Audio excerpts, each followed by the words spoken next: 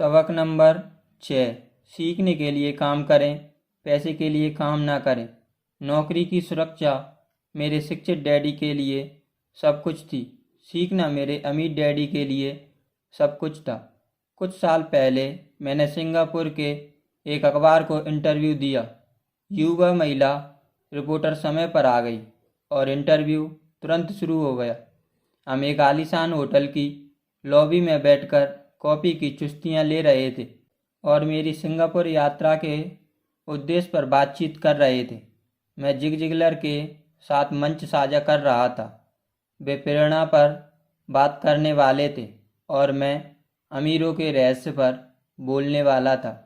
महिला रिपोर्टर बोली, किसी दिन मैं भी आपकी तरह बेस्ट सेलिंग लेखक बनना चाहती हूँ। मैंने अखबार में लिखे उसके कई लेख पढ़े थे और उनसे प्रभावित हुआ था। उसकी लिखने की शैली दमदार और स्पष्ट थी। उसके लेखों में पाठकों की रुचि को जकड़ने की क्षमता थी। आपकी शैली बहुत बढ़िया है, मैंने जवाब दिया। ऐसी कौन सी चीज़ है जो आपको अपने सपने सच करने से रोक रही है? मेरी मेहनत रंग नहीं ला रही है, उसने धीरे से कहा। हर कोई कहता है कि मेरे उपन्यास बहुत बढ़िया हैं, लेकिन कुछ नहीं होता। इसलिए मैं अखबार में नौकरी कर रही हूँ। कम से कम इससे खर्च तो चल जाता है। क्या आप इस बारे में कोई सुझाव देना चाहेंगे? हाँ बिल्कुल, मैंने उत्साह से कहा। यहाँ सिंगापुर में मेरा एक मित्र है जो लोगों को बिक्री का प्रशिक्षण देता है।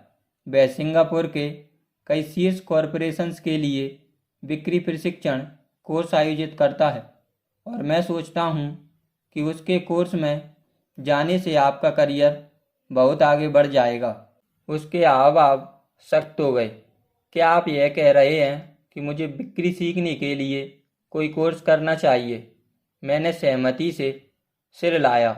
आप मजाक कर रहे हैं ना? मैंने इनकार में सिर हिलाया और पूछा, इसमें क्या गलत है? अब मैं अपने शब्द वापस लेना चाहता था। उसे मेरी बात का बुरा लग गया था और अब मैं सोच रहा था कि काश मैंने उसे यह सुझाव नहीं दिया होता। उसकी मदद करने की कोशिश में मैं अपने सुझाव की रक्षा करता नजर आ रहा था। मेरे पास अंग्रेजी साहित्य में एमए की उपाधि है। मैं सेल्स पर्सन बनना सीखने के लिए स्कूल जाऊं। मैं एक पेशेवर लेखिका हूं। मैं एक पेशेवर में प्रशिक्षित होने के लिए स्कूल कॉलेज गई थी ताकि मुझे सेल्स पर्सन ना बनना पड़े। मुझे सेल्स पीपल से नफरत है। वे सिर्फ पैसा चाहते हैं। इसलिए मुझे बताएं कि मुझे सेल्स का अध्ययन क्यों करना चाहिए। वह अपना ब्रीफ केस पैक कर रही थी। इंटरव्यू खत्म हो गया था। कॉफ़ी टेबल पर मेरी एक पुरानी बेस्ट सेलिंग पुस्तक रखी थी। मैंने इसे उठाया, साथ ही वे नोट्स भी जो उसने पैड पर लिए थे। क्या आप इसे देख सकती हैं? मैंने उसके नोट्स की ओर संकेत करते हुए कहा। उसने अपने नोट्स पर नज़र डाली। क्या? उसने दुविधा में कहा। एक बार फिर मैंने उसके नोट्स की ओर संकेत किया। पैड पर उसने लिखा था, रॉबर्ट कियोसाकी, बेस्ट सेलिंग लेखक। इसमें बेस्ट सेलिंग लेखक लिखा है, बेस्ट राइटिंग लेखक नहीं लिखा है। मैंने धीरे से कहा। उसकी आंखें फैल गईं। मैं बहुत बुरा लेखक हूँ, मैंने कहा। आप एक बेहतरीन लेखक हैं। मैं सेल्स स्कूल गया था। आपके पास एमए की डिग्री है। इन सबको इकट्ठा कर लेगी तो आप बेस्ट सेलिंग लेखक और बेस्ट राइटिंग लेखक दोनों ही बन जाएंगी। उसकी आंखों से शोले बरसने लगे। मैं कभी इतनी नीचे नहीं गिरूंगी कि बेचना सीखने का प्रशिक्षण लूं। आप जैसे लोगों को तो लिखना ही नहीं चाहिए। मैं एक पेशेवर प्रशिक्षित लेखिका हूँ और आप एक सेल्समैन। यह ठीक नहीं है, उसने तैस में कहा। उसने अपने बाकी के नोट्स समेटे और कांच के बड़े दरवाजे से गुजरती हुई सिंगापुर के नम सुबह में तेजी से चली गई। कम से कम अगली सुबह उसने मुझ पर अच्छा लेख छापा। संसार चतुर, गुणी, शिक्षित और प्रतिभा संपन्न लोगों से भरा है। हम उनसे हर दिन मिलते हैं। वे हमारे चारों तरफ हैं। कुछ दिनों पहले मेरी कार में कुछ गड़बड़ आ गई थी। मैं एक गैराज में गया जहाँ के युवा मैकेनिक ने इसे कुछ मिनटों में ही सही कर दिया। वह सिर्फ इंजन की आवाज़ सुनकर ही समझ गया था कि क्या गड़बड़ थी। मैं हैरान था। मुझे यह देखकर लगातार सदमा लगता है कि प्रतिभा संपन्न लोग कितना कम कमाते हैं। मैं ऐसे प्रतिभाशाली उच्च शिक्षित लोगों से मिला हूँ जो साल भर में $20,000 से भी कम कमाते हैं। चिकित्सा व्यापार में विशेषज्ञता रखने वाले एक कारोबारी परामर्शदाता ने मुझे बताया कि बहुत सारे डॉक्टर, डेंटिस्ट और कायरोप्रैक्टिशन आर्थिक समस्याओं से जूझ रहे हैं। मैं सोच रहा था कि पढ़ते समय ये लोग सोच रहे होंगे कि डॉक्टर बनने के बाद पैसा उनके पास तेजी से आने लगेगा। इसी कारोबारी परामर्शदाता ने मुझे यह यादगार वाक्य दिया, वे भारी दौलत से सिर्फ एक योग्यता दूर है। इस वाक्य का अर्थ यह है कि ज़्यादातर लोगों को बस एक और योग्यता सीखने तथा उसमें माहिर बनने की ज़रूरत है, जिसके बाद उनकी आमदनी आसमान छूने लगेगी। मैं पहले ही जिक्र कर चुका हूँ कि वित्तीय बुद्धि अकाउंटिंग, निवेश, मार्केटिंग और कानून का समन्वय है। इन चारों तकनीकें योग्यताओं को मिला देंगे तो पैसे से पैसे बनाना लोगों की कल्पना से ज़्यादा आसान हो जाएगा। पैसे के मामले में ज़्यादातर लोगों में सिर्फ एक ही योग्यता होती है, कड़ी मेहनत करना। अखबार की वह युवा रिपोर्टर योग्यताओं के समन्वय का आदर्श उदाहरण थी। अगर वह बिक्री और मार्केटिंग की योग्यताओं को मेहनत से सीख लेती तो उसकी आमदनी नाटकीय रूप से बढ़ जाती। अगर मैं उसकी जगह होता तो मैं बिक्री के साथ साथ विज्ञापन की कॉपी राइटिंग के कुछ कोर्स भी कर लेता। फिर अखबार की नौकरी करने के बजाय मैं किसी एडवाइजरिंग एजेंसी में नौकरी खोजता। भले ही वेतन कम मिलता, लेकिन वह यह सीख जाती कि शॉर्टकट में संप्रेषण कैसे किया जाता है, जिसका इस्तेमाल सफल विज्ञापनों में होता है। वह जनसंपर्क सीखने में भी समय लगा सकती थी, जो एक महत्वपूर्ण योग्यता है। वह यह सीख सकती थी कि मुफ्त प्रचार के जरिए करोड़ों कैसे हासिल किए जाएं। फिर रात को और वीकेंड पर वह अपना महान उपन्यास लिख सकती थी। उपन्यास पूरा करने के बाद वह इसे बेचने के लिए ज़्यादा अच्छी स्थिति में होती। फिर कुछ ही समय में वह एक बेस्ट सेलिंग लेखक बन जाती। जब मेरी पहली पुस्तक अगर आप अमीर और खुश बनना चाहते हैं तो स्कूल ना जाएं प्रकाशित हुई तो प्रकाशन ने सुझाव दिया कि मैं इसका शीर्षक बदलकर शिक्षा की अर्थव्यवस्था रख दूं। मैंने प्रकाशक को बताया कि इस तरह का शीर्षक होने पर 2 ही पुस्तकें बिकेंगी, एक मेरा परिवार लेगा और दूसरा मेरा सबसे अच्छा मित्र। समस्या यह है कि वे दोनों ही इसे मुफ्त में पाने की उम्मीद करेंगे। अगर आप अमीर और खुश बनना चाहते हैं तो स्कूल न जाएं। जैसा चुटीला और विवादास्पद शीर्षक इसलिए चुना गया था क्योंकि हम जानते थे कि इससे हमें हजारों टन प्रचार मिलेगा। मैं शिक्षा का पुरजोर समर्थक हूँ और शिक्षा के सुधार में विश्वास करता हूँ। अगर मैं शिक्षा समर्थक नहीं होता तो दयानुसी शिक्षा तंत्र को बदलने की बार बार मांग क्यों करता। इसलिए मैंने एक ऐसा शीर्षक चुना जिससे मैं विवाद का केंद्र बन जाऊं और अधिक टीवी रेडियो शो में आऊं। कई लोग मुझे सिर्फ राया पागल मानते थे, लेकिन पुस्तक बिकी और खूब बिकी। जब मैंने 1969 में यूएस मर्चेंट मरीन अकेडमी के स्नातक की पढ़ाई पूरी की तो मेरे शिक्षित डैडी खुश थे। स्टैंडर्ड ऑयल ऑफ कैलिफोर्निया ने मुझे थर्ड मेट की नौकरी देकर अपने ऑयल टैंकर फ्लीट पर रख लिया। तनख्वाह मेरे सहपाठियों के मुकाबले कम थी, लेकिन कॉलेज के बाद पहली नौकरी के लिहाज से ठीक थी। मेरी शुरुआती तनख्वाह साल भर में लगभग $42,000 थी, जिसमें ओवर टाइम भी शामिल था, और मुझे साल में सिर्फ 7 महीने ही काम करना था। बाकी के 5 महीने मेरी छुट्टियां रहती थीं। अगर मैं चाहता तो 5 महीने की छुट्टी में मैं किसी सहायक शिपिंग कंपनी के साथ वियतनाम जा सकता था और अपनी तनख्वाह आसानी से दोगुनी कर सकता था। मेरे सामने एक अच्छा करियर था, लेकिन मैंने 6 महीने बाद ही वहाँ से इस्तीफा दे दिया और हवाई जहाज़ उड़ाना सीखने के लिए मरीन कॉर्प्स में भर्ती हो गया। मेरे शिक्षित डैडी का दिल टूट गया। अमीर डैडी ने मुझे बधाई दी। स्कूल और नौकरी के हलकों में विशेषज्ञता का विचार काफ़ी लोकप्रिय है, यानी अधिक पैसे कमाने या प्रमोशन पाने के लिए आपको विशेषज्ञ बनने की ज़रूरत होती है। इसलिए डॉक्टर बनते ही लोग अस्थि रोग विशेषज्ञ या बाल रोग विशेषज्ञ जैसी विशेषज्ञता हासिल करने में जुट जाते हैं। यही अकाउंटेंट्स, आर्किटेक्ट्स, वकीलों, पायलटों और बाकी लोगों के बारे में सच है। मेरे शिक्षित डैडी भी इसी विचारधारा पर यकीन करते थे, इसलिए डॉक्टरेट मिलने पर वे रोमांचित हो गए थे। वे अक्सर स्वीकार करते थे कि स्कूल उन लोगों को इनाम देते हैं जो कम से कम चीज़ों के बारे में ज़्यादा से ज़्यादा पढ़ते थे। अमीर डैडी मुझे इसका ठीक उल्टा करने के लिए प्रोत्साहित करते थे। उनका सुझाव था, तुम्हें बहुत सारी चीज़ों के बारे में थोड़ी बहुत जानकारी होनी चाहिए। इसलिए वर्षों तक मैंने उनकी अलग अलग क्षेत्रों की कंपनियों में काम किया।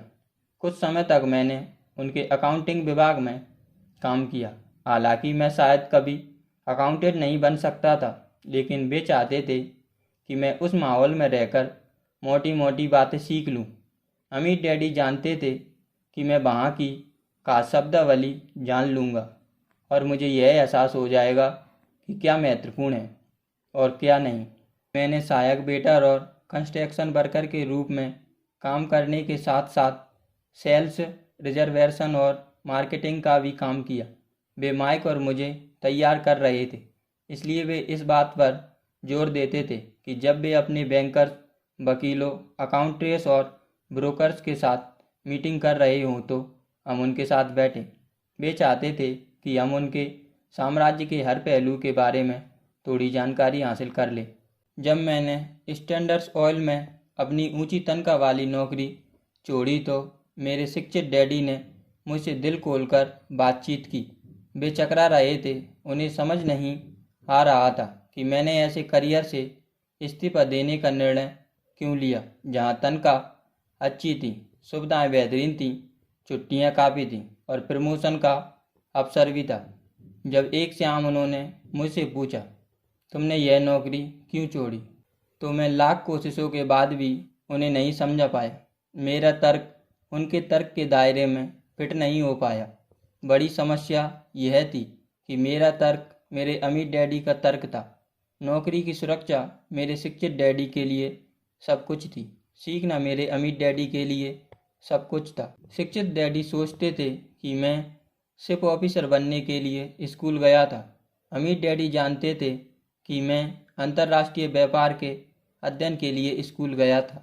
इसलिए विद्यार्थी के रूप में मैं मालवाहक जहाज चलाता था और बड़े मालवाहक जहाज़ों, ऑयल टैंकर्स तथा यात्री जहाज़ों को सिंदूर पूर्व और दक्षिणी प्रशांत महासागर तक ले जाता था। अमीर डैडी इस बात पर जोर देते थे कि मैं जहाज़ यूरोप ले जाने के बजाय प्रशांत महासागर तक ही सीमित रहूं, क्योंकि वे जानते थे कि भविष्य के उभरने वाले देश यूरोप में नहीं, एशिया में हैं। जब मेरे अधिकतर सहपाठी, जिनमें माइक शामिल था, अपने दोस्त के साथ घर पर पार्टी और मौज मस्ती कर रहे थे, तब मैं Japan, Taiwan, Thailand, Singapore, Hong Kong, Vietnam, Korea, Tahiti, Samoa, Philippines में व्यापार, लोगों, कारोबारी शैलियों तथा संस्कृतियों का अध्ययन कर रहा था। मैं भी पार्टी मना रहा था, लेकिन अपने घर पर नहीं। मेरा ज्ञान बहुत तेज़ी से बढ़ रहा था। शिक्षित डैडी समझ ही नहीं पाए कि मैंने नौकरी छोड़ने और मरीन कॉर्प्स में शामिल होने का फैसला क्यों किया। मैंने उन्हें बताया कि मैं हवाई जहाज़ उड़ाना सीखना चाहता था, लेकिन मैं दरअसल लोगों का नेतृत्व करना सीखना चाहता था। अमीर डैडी ने मुझे समझाया था कि कंपनी चलाने का सबसे मुश्किल पहलू लोगों का प्रबंधन करना है। उन्होंने सेना में 3 साल बिताए थे। मेरे शिक्षित डैडी सेना में कभी नहीं रहे थे। अमीर डैडी ने मुझे बताया कि खतरनाक स्थितियों में लोगों का नेतृत्व करना सीखना बहुत महत्वपूर्ण है। तुम्हें तो अगली चीज़ सीखनी चाहिए, वह है नेतृत्व। उन्होंने कहा था, अगर तुम अच्छे लीडर नहीं हो तो तुम्हारे साथी तुम्हारी पीठ में गोली मार देंगे। जैसा कारोबार में किया जाता है। 1973 में वियतनाम से लौटने पर मैंने मरीन कॉर्प्स से इस्तीफा दे दिया। हालांकि मुझे विमान उड़ाने से प्रेम था। मैंने जेरोक्स कॉरपोरेशन में नौकरी कर ली। मैं वहाँ एक कारण से गया था और वह कारण तनख्वाह या सुख सुविधाएँ नहीं था। मैं काफ़ी संकोची था और बेचने का विचार मुझे संसार का सबसे डरावना विषय लगता था। अमेरिका में जीरोक्स का बिक्री प्रशिक्षण कार्यक्रम बेहतरीन माना जाता है। अमीर डैडी को मुझ पर गर्व था। मेरे शिक्षित डैडी शर्मिंदा थे। बुद्धिजीवी होने के नाते वे सोचते थे कि सेल्स पीपल का काम काफ़ी निचले स्तर का होता है। मैंने 4 साल तक जेरोक्स में काम किया, जब तक कि मैं दरवाजे खटखटाने और अस्वीकृत होने के डर से नहीं उबर गया। जब मैं बिक्री में शीर्षस्थ 5 सेल्स पीपल में लगातार आने लगा तो मैंने वहाँ से भी इस्तीफा दे दिया और आगे बढ़ गया। एक बार फिर मैंने एक उत्कृष्ट कंपनी में बेहतरीन करियर की संभावना को छोड़ दिया। 1977 में मैंने अपनी पहली कंपनी स्थापित की। अमीर डैडी ने माइक और मुझे कंपनियां चलाने के लिए तैयार किया था, इसलिए अब मुझे उन्हें स्थापित करना ही सीखना था। मेरा पहला प्रोडक्ट था नायलॉन एवं वेलक्रो वॉलेट। यह सिंदूरपुर में निर्मित होता था और न्यूयॉर्क के एक वेयर हाउस तक पहुंचता था। यह वेयर हाउस मेरे पुराने स्कूल के करीब था। मेरी औपचारिक शिक्षा पूरी हो गई थी और अब मेरे पंखों के इम्तिहान का समय था। अगर मैं असफल हो जाता तो दिवालिया हो जाता। अमीर डैडी सोचते थे कि 30 साल से पहले ही दिवालिया होना सबसे अच्छा रहता है। उनकी सलाह थी, तब आपके पास संभलने का समय रहता है। मेरे 30वें जन्मदिन की शाम को मेरे माल की पहली केप कोरिया से न्यूयॉर्क के लिए रवाना हुई। मैं आज भी अंतर्राष्ट्रीय स्तर पर कारोबार करता हूँ और जैसा मेरे अमीर डैडी प्रोत्साहित करते थे, मैं विकसित देशों पर ध्यान केंद्रित करता हूँ। आज मेरी निवेश कंपनी दक्षिण अमेरिकी देशों और एशियाई देशों के साथ नॉर्वे और रूस में भी निवेश करती है। एक पुरानी कहावत है, नौकरी बस दिवालियेपन से कुछ ऊपर का नाम है। दुर्भाग्य से यह बात लाखों करोड़ों लोगों के बारे में सही है, क्योंकि स्कूल वित्तीय बुद्धि को बुद्धि का हिस्सा नहीं मानता है। इसलिए ज़्यादातर कर्मचारी अपने साधनों के भीतर रहते हैं। वे काम करते हैं और अपने बिल चुकाते हैं। एक और भयानक प्रबंधन सिद्धांत है जो कहता है, कर्मचारी बस इतनी ही मेहनत करते हैं कि उन्हें नौकरी से ना निकाला जाए और मालिक बस इतना ही भुगतान देते हैं ताकि कर्मचारी नौकरी छोड़कर ना चले जाएं। और अगर आप ज़्यादातर कंपनियों में मिलने वाली तनख्वाह के स्तर को देखें तो मैं कहूँगा कि इस कथन में सच्चाई का अंश है। कुछ जमा परिणाम यह रहता है कि ज़्यादातर कर्मचारी कभी आगे नहीं बढ़ पाते हैं। वे वही करते हैं जो उन्हें सिखाया गया है। सुरक्षित नौकरी को जो ज़्यादातर कर्मचारी वेतन और सुविधाओं की खातिर नौकरी करने पर ध्यान केंद्रित करते हैं, जिससे उन्हें अल्प समय में तो फायदा होता है, लेकिन दीर्घकालीन दृष्टि से यह अक्सर घाटे का सौदा साबित होता है। इसके बजाय मैं युवाओं को यही सलाह देता हूँ कि नौकरी खोजते समय वे इस बात पर कम ध्यान दें कि वे कितना कमा रहे हैं और इस बात पर ज़्यादा ध्यान दें कि वे कितना सीख रहे हैं। किसी विशेष पेशे को चुनने और जुआ दौड़ में फंसने से पहले वे सड़क पर आगे देखें कि उन्हें कौन सी योग्यताएं हासिल करनी चाहिए। एक बार जब लोग बिल चुकाने की आजीवन प्रक्रिया में फंस जाते हैं तो वे छोटे चूहों की तरह धातु के छोटे पहियों में चारों तरफ दौड़ने वाले बन जाते हैं। उनके छोटे रोमदार पैर बड़ी तेजी से घूमते रहते हैं, पहिया बड़ी तेजी से घूमता रहता है, लेकिन कल सुबह भी वे उसी पिंजरे में रहेंगे। नौकरी। टॉम क्रूज की फिल्म जेरी मैकवायर में बहुत सी बेहतरीन संवाद है। शायद सबसे यादगार संवाद है, मुझे पैसा दिखाओ। लेकिन एक ऐसी पंक्ति भी है जिसे मैं सबसे ज़्यादा सच्ची मानता हूँ। यह उस दृश्य में आई थी जहाँ टॉम क्रूज कंपनी छोड़कर जा रहा था। उसे अभी अभी नौकरी से निकाला गया है और वह कंपनी में काम करने वाले सभी लोगों से पूछ रहा है, मेरे साथ कौन चलना चाहता है। इस बात पर सन्नाटा छा जाता है और कर्मचारी बर्फ की तरह जम जाते हैं। सिर्फ एक महिला बोलती है, मैं आना तो चाहती हूँ, लेकिन मुझे 3 महीनों में ही प्रमोशन मिलने वाला है। यह कथन शायद पूरी फिल्म का सबसे सच्चा कथन था। यह वैसा ही कथन है जिसका इस्तेमाल लोग खुद को व्यस्त रखने और अपने बिलों का भुगतान करने के लिए करते हैं।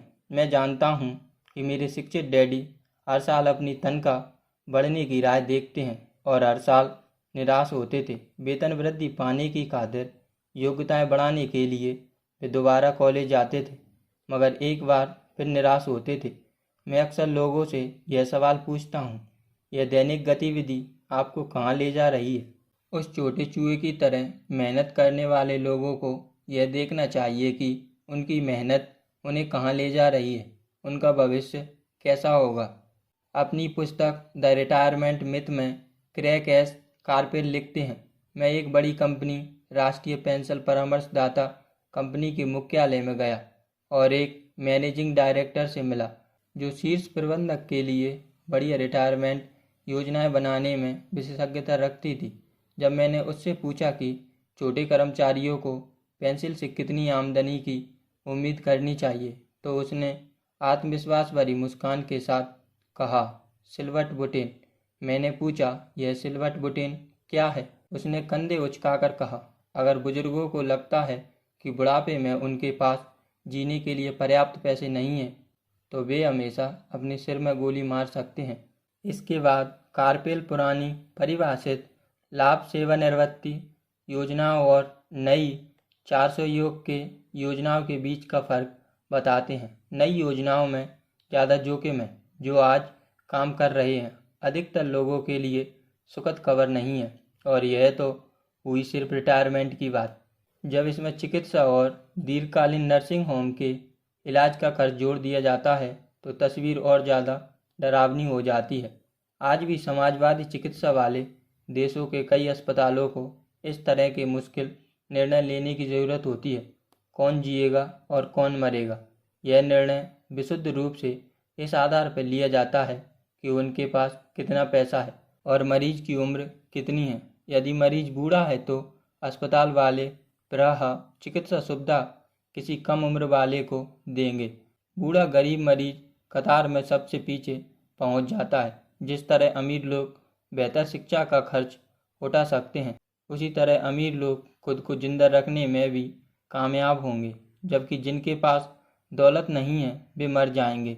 इसलिए मैं हैरान होता हूँ, क्या कर्मचारी भविष्य को देख पा रहे हैं या वे सिर्फ अपनी अगली तनख्वाह तक ही देख रहे हैं और यह सवाल नहीं कर रहे हैं कि वे किस दिशा में बढ़ रहे हैं। जब मैं ज़्यादा पैसा कमाने के इच्छुक लोगों के सामने बोलता हूँ तो मैं इसी चीज़ की सिफारिश करता हूँ। मैं सुझाव देता हूँ कि वे अपने जीवन के बारे में दूरगामी दृष्टिकोण से सोचें, पैसे और सुरक्षा की खातिर काम करने के बजाय।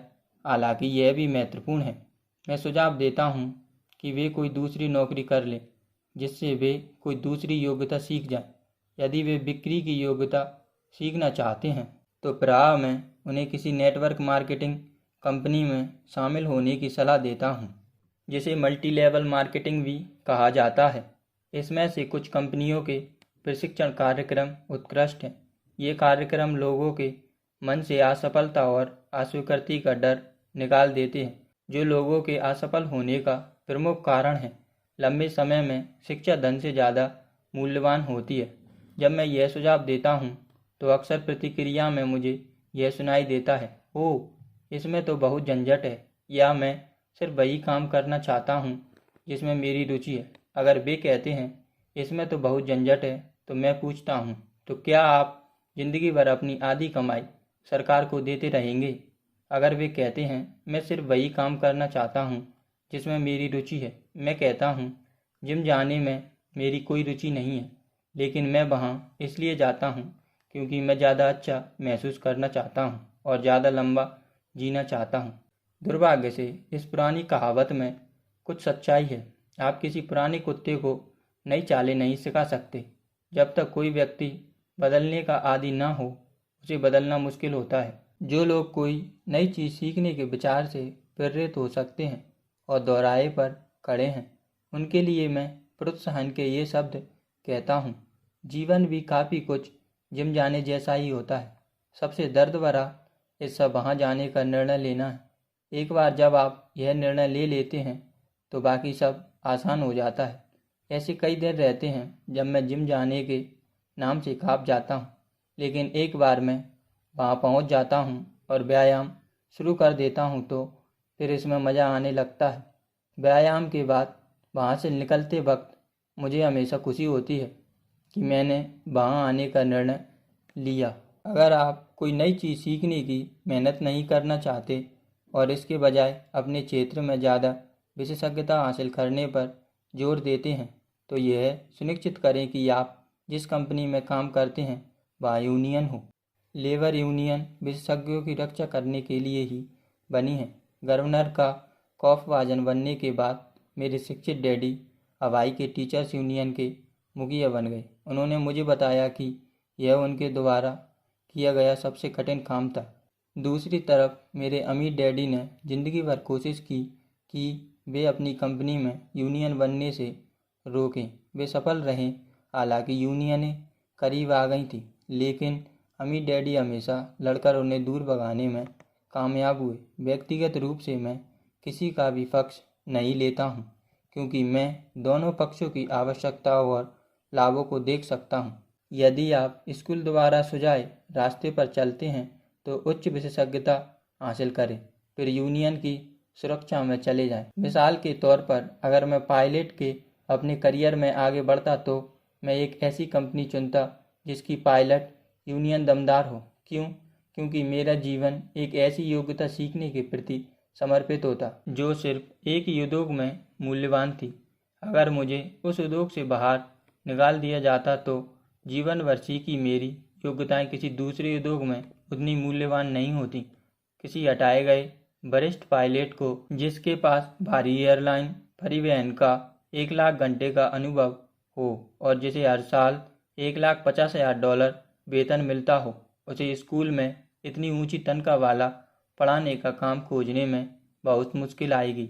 एयरलाइन उद्योग में पायलटों को जिन योग्यताओं के लिए भुगतान किया जाता है वे स्कूल में उतनी महत्वपूर्ण नहीं है। आज यही डॉक्टरों के बारे में भी कहा जा सकता है। चिकित्सा में हुई तमाम परिवर्तनों के बाद चिकित्सा विशेषज्ञ HMO जैसे चिकित्सा संगठनों के अनुसार चलने की ज़रूरत महसूस करते हैं। स्कूल के शिक्षकों को निश्चित रूप से यूनियन का सदस्य होने की ज़रूरत पड़ती है। आज अमेरिका में शिक्षकों की यूनियन सबसे बड़ी और सबसे अमीर लेबर यूनियन है। NEA यानी नेशनल एजुकेशन एसोसिएशन का ज़बरदस्त राजनीतिक प्रभाव है। शिक्षकों को यूनियन की सुरक्षा की ज़रूरत इसलिए है क्योंकि उनकी योग्यताएं शिक्षा के बाहर किसी दूसरे उद्योग में कम मूल्यवान होगी। तो मोटा सिद्धांत यह है, उच्च विशेषज्ञता है तो यूनियन बनाओ। यही चतुराई भरा काम है।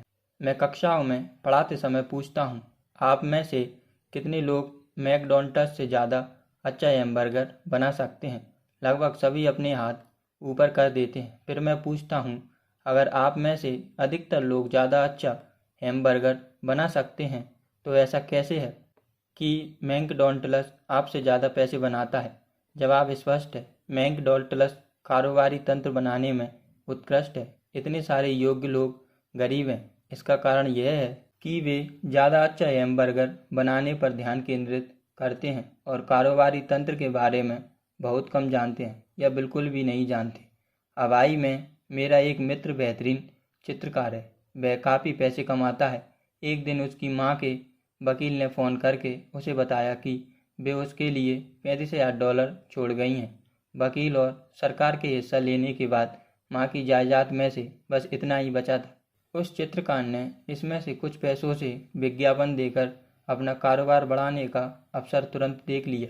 2 महीने बाद उसका पहला 4 रंगों का पूरे पन्ने का विज्ञापन एक महंगी पत्रिका में आया जो बहुत अमीरों के लिए थी।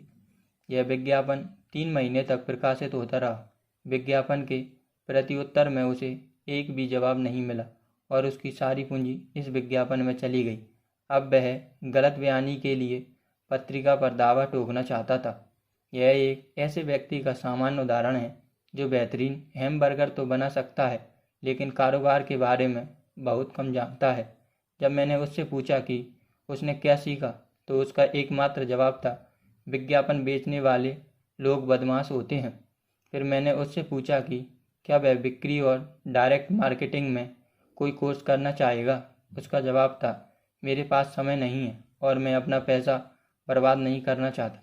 संसार प्रतिभाशाली गरीब लोगों से भरा है। अक्सर वे गरीब होते हैं या आर्थिक रूप से संघर्ष करते हैं या अपनी क्षमता से कम कमाते हैं। इसका कारण उनके ज्ञान का विषय नहीं है, इसका कारण तो उनका अज्ञान है।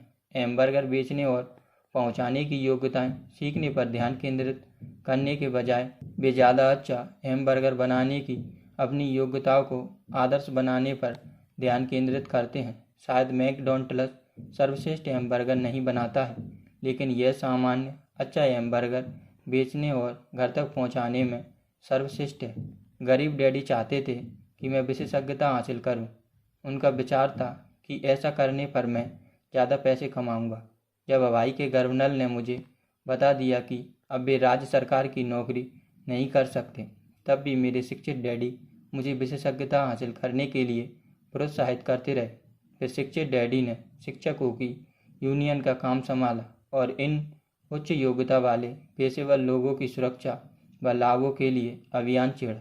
इसमें अक्सर बहस होती थी, लेकिन मैं जानता हूँ उन्होंने यह बात कभी नहीं मानी कि अति विशेषज्ञता की वजह से ही शिक्षकों को यूनियन की सुरक्षा की जरूरत पड़ी थी। वे कभी नहीं समझ पाए कि आप जितनी ज़्यादा विशेषज्ञता हासिल करते हैं, आप उसके जाल में उतने ही ज़्यादा फंस जाते हैं और अपनी विशेषज्ञता पर उतने ही ज़्यादा निर्भर हो जाते हैं।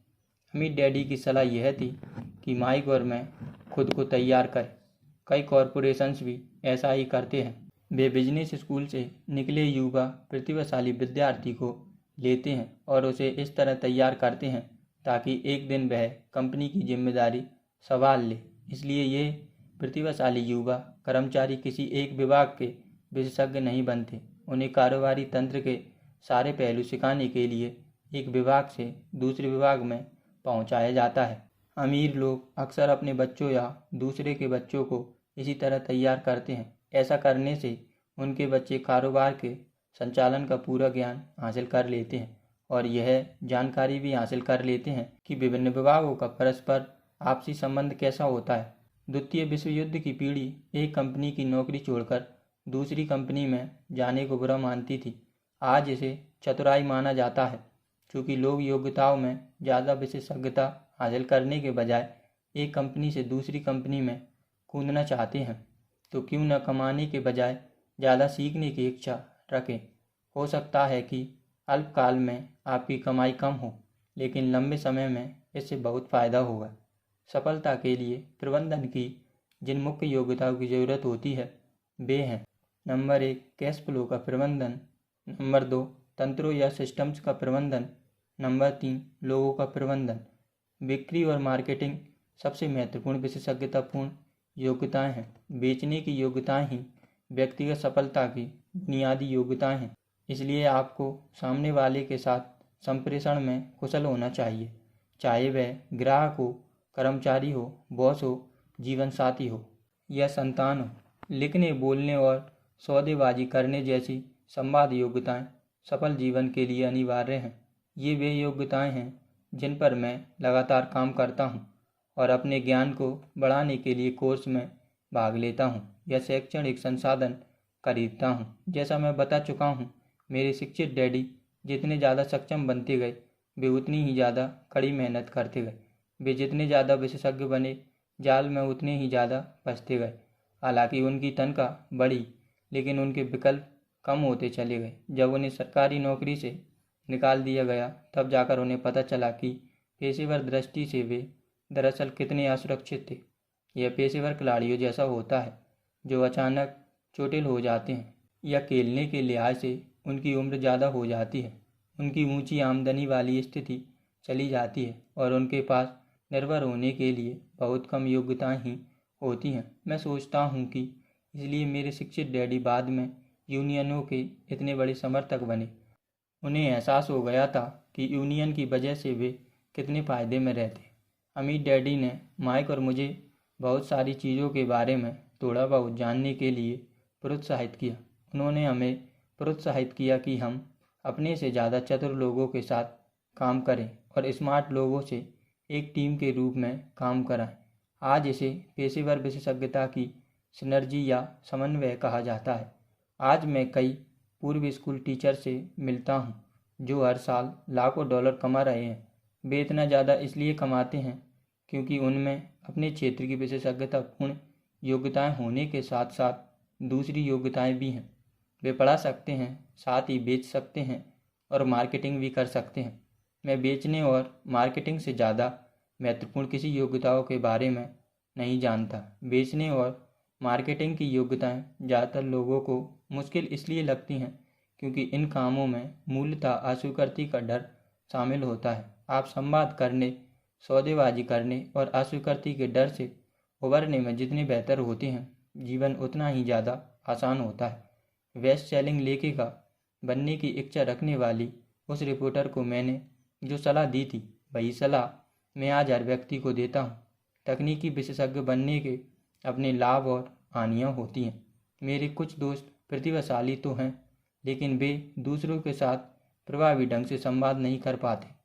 इसके फलस्वरूप उनकी आमदनी बहुत कम है। मैं उन्हें सलाह देता हूँ कि वे कुछ खर्च करके साल भर तक बेचने की कला सीख लें। इससे भले ही उनकी कमाई ना बढ़े, लेकिन उनकी संवाद योग्यताएं तो बेहतर हो जाएंगी और यह अनमोल है। अच्छे सीखने वाले, बेचने वाले और मार्केटिंग करने वाले के अलावा हमें अच्छे विद्यार्थी और अच्छे शिक्षक बनने की ज़रूरत है।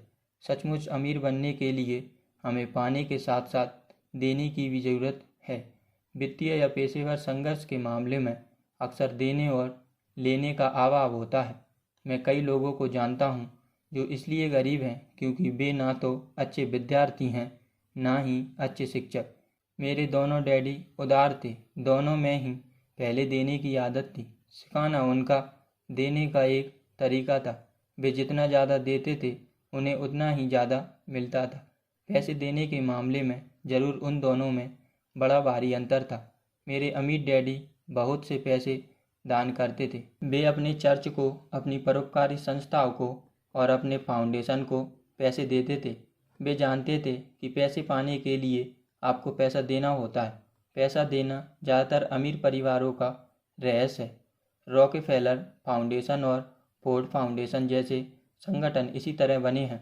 ये संगठन इस तरह बनाए गए हैं ताकि वे अपनी दौलत बढ़ाते रहें और अनंत काल तक बांटते रहें। मेरे शिक्षित डैडी हमेशा कहते थे, जब मेरे पास थोड़ा अतिरिक्त पैसा आएगा तब मैं उसे दान में दूंगा। समस्या यह थी कि कभी कोई अतिरिक्त पैसा आया ही नहीं, इसलिए वे ज़्यादा पैसे लाने के लिए ज़्यादा मेहनत से काम करते रहे। वे धन के सबसे महत्वपूर्ण नियम को भूल गए थे, दो और आपको मिल जाएगा। इसके बजाय वे इस बात में यकीन करते थे, पाओ और फिर आप दोगे। निष्कर्ष में मैं यही कहना चाहता हूँ कि मैं अंततः दोनों डैडियों जैसा बन गया। मेरा एक हिस्सा कट्टर पूंजीपति का है जो पैसे से पैसे बनाने के खेल से प्रेम करता था। दूसरा हिस्सा सामाजिक रूप से जिम्मेदार शिक्षक का है जो गरीबों और अमीरों के बीच लगातार बढ़ती खाई के बारे में बहुत ज़्यादा चिंतित है। इस बढ़ती हुई खाई के लिए मैं मूल रूप से दईकानूसी शिक्षा तंत्र को जिम्मेदार मानता हूँ।